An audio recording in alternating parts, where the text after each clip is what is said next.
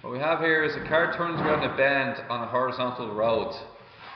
The bend forms an arc of radius 24 meters. If the coefficient of friction between the car tires and the road is 2/3, find the maximum speed at which the car can safely take the bend.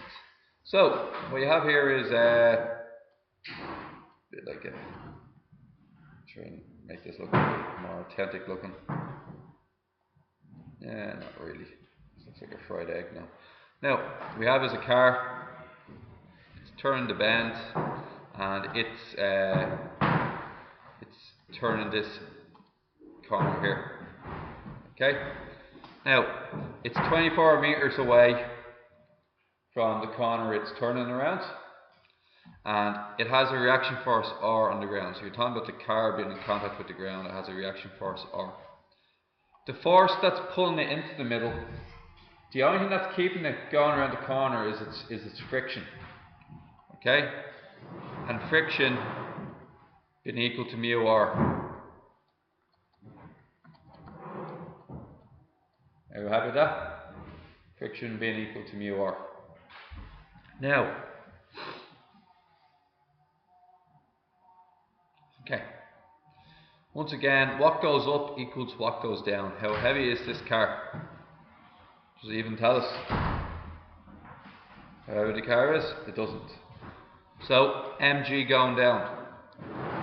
Force up equals force down. So therefore, R equals mg. No surprise there. Okay? Now, the next part after that, guys, is FC, centripetal force. Now, what do we want? The maximum speed. It's a V question. Not maximum angular speed, maximum speed. So, mv squared over r. Now, what's mu? Mu is 2/3. So, mu r equals mv squared over 24. Replacing what r is mg. So 2/3 mg, because u is 2/3, r is mg, equals mv squared over 24. Cancel your m's. 48g over 3 equals v squared. Somebody multiply 48 by 9.8. 48 multiplied by gravity, which is our 9.8. You're going to divide that by 3. V squared is equal to that number there. I'm going to square root that. And we get V equals 12.52 meters per second. Now, you've often heard that you have to drive more carefully in the rain. Reason for that is the rain reduces the coefficient of friction between the car and the road.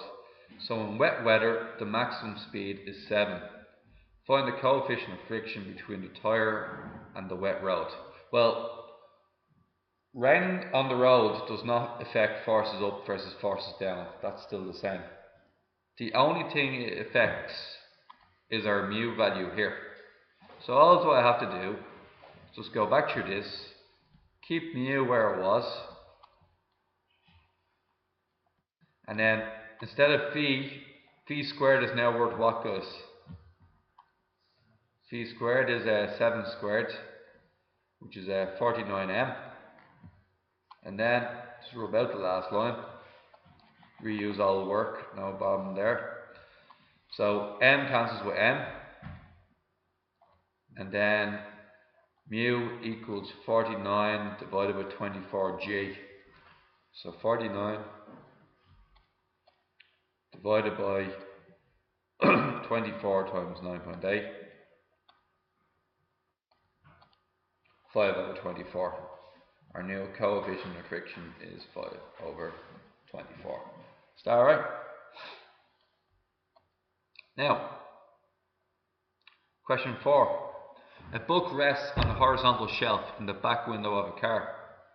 The coefficient of friction between the book and the shelf is 1/2.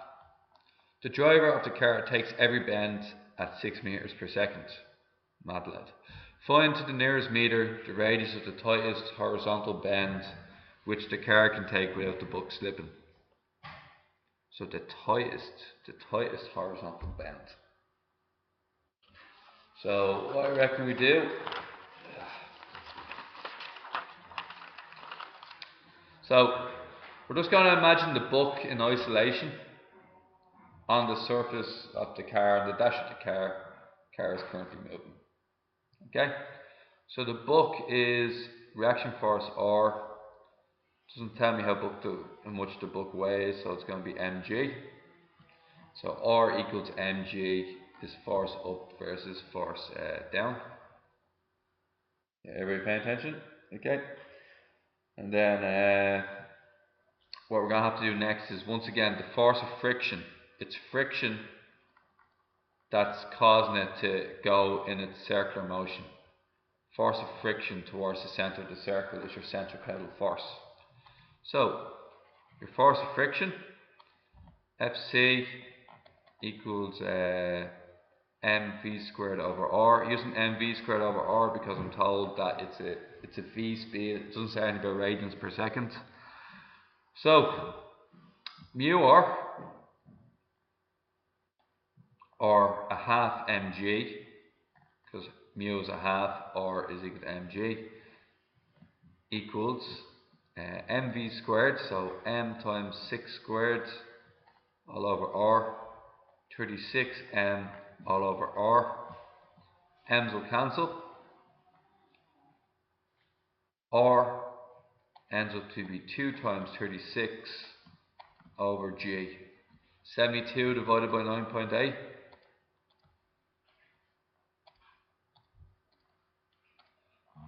What we get there is 7 meters to the nearest meter, 7 meters to the nearest meter. Okay, handy enough at the moment, isn't it? It's just basically R equals mg, your friction equals the centripetal force. Do it, move on. Now the next one, question 6 and 7, this came out of the old book. I am too sure about like, I remember doing it a while back in the old book, and I haven't done it recently, that like there's a formula for it, right, and there's a really reasonably difficult proof in that. I tried looking up earlier, couldn't find it, but just a question like this, I haven't seen it once in the past exam papers, not even once. Okay, so what we will do is we'll cover ourselves. So I'm going to ask you to learn off a little formula for it. Once you learn off the formula, there's no big deal. Okay, so when you have something on a bank track, or an aeroplane on a bank track, is basically what the questions are very specific to. Once again, not too likely to happen, but just cover ourselves here. Okay, so it's gone around a bank track, so it's going to maintain a circle like this, but the bank track is obviously supporting it. Okay, and what it says is that airplane with this angle is traveling with 70 meters per second, and the lift force is perpendicular to the wing, so it's going to get lifted off the ground very soon. Find the radius of the horizontal circle in which it's turning. To do these type of questions, very easy.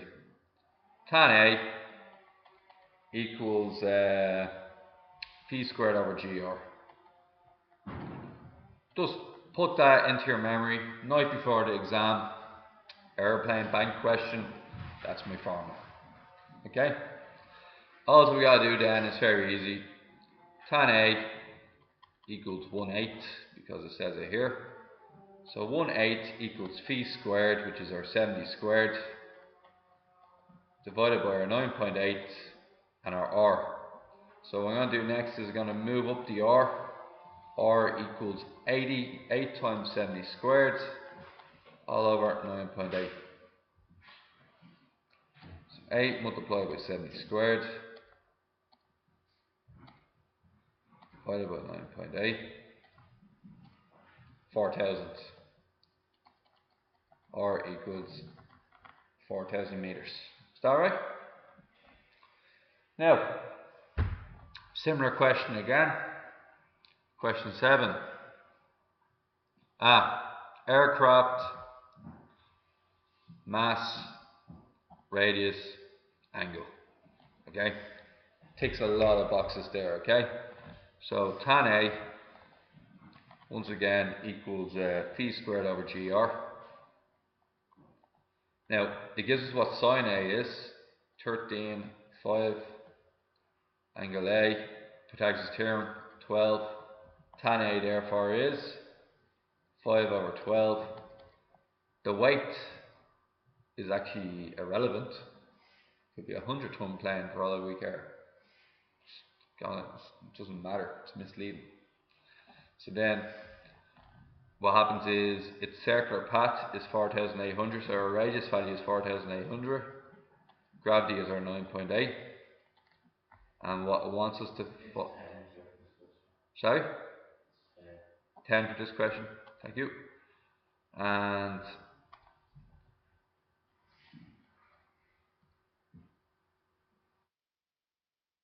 so it's 10. So we want to find out the speed, phi squared. So phi squared equals 5 times 10 times 4,800, all divided by 12. Put that into the calculator, square root it, and you find out that phi is 141 meters per second. Go again here. A small ring is threaded through a piece of string 8 meters long. Now, see the word threaded through, threaded on a piece of string. That means one string, not two, it means one string. You will get systems where there's two separate strings attached to a particle. That means that you have two separate tensions. You'll have a T1 and a T2 because it's two different strings. However, this is the same string through a ring. Therefore, the tension is the same for both of them. Okay?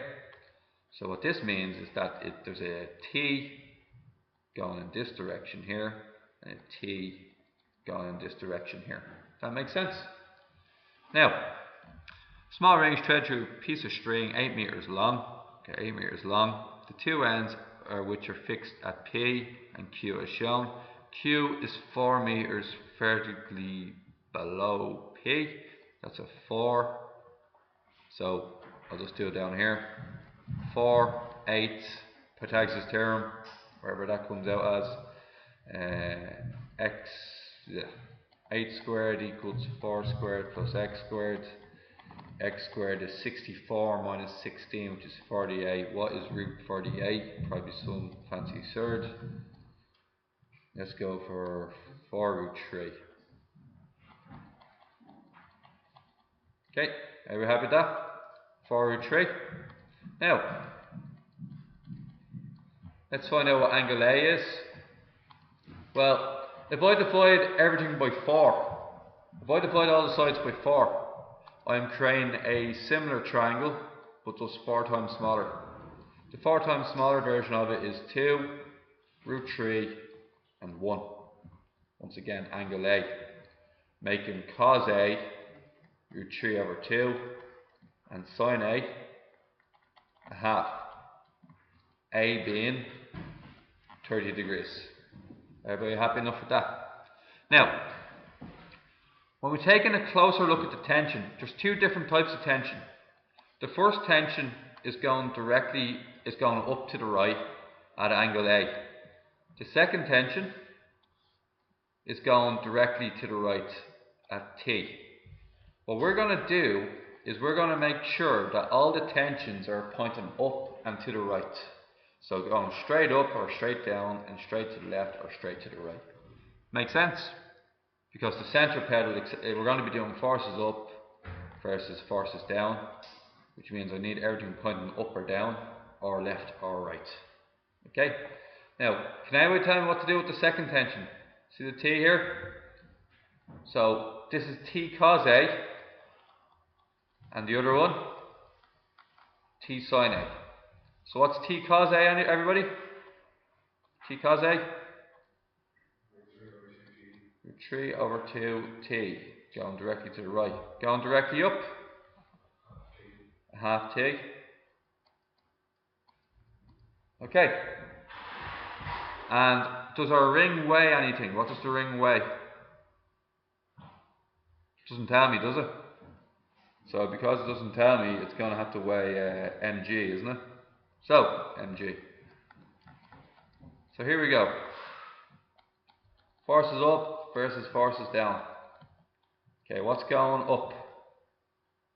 And it's not on a table, so it's only tension that's going to support it upwards. What's going up? Half T. What's going down? mg. T equals 2mg. Okay, perfect. Now, from this point of view, we're looking at the force going to the right. The central pedal force equals the force going to the right. Fc equals, which formula am I using? mv squared over r or mr omega squared?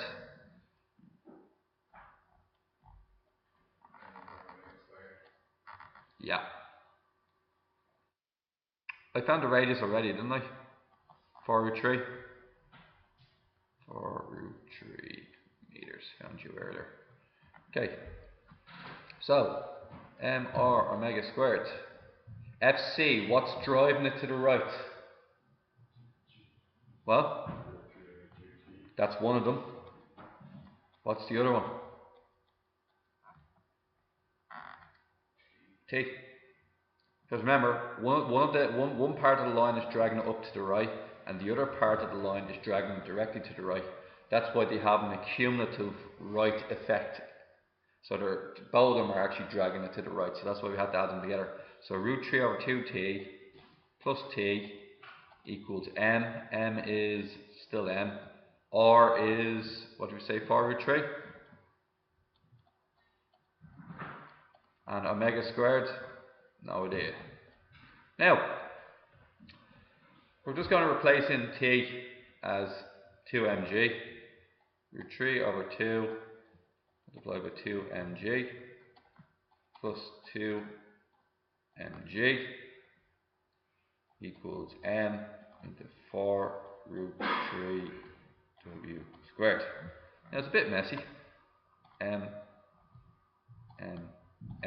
gone. 2 and 2 gone. Root 3g plus 2g equals 4 root 3 omega squared. Omega squared, therefore, do we have to prove, just get a number, or what is it in terms of g? Okay, so omega, so on its own. So root 3g plus 2g all over 4 root 3, and just square root the whole thing, isn't it?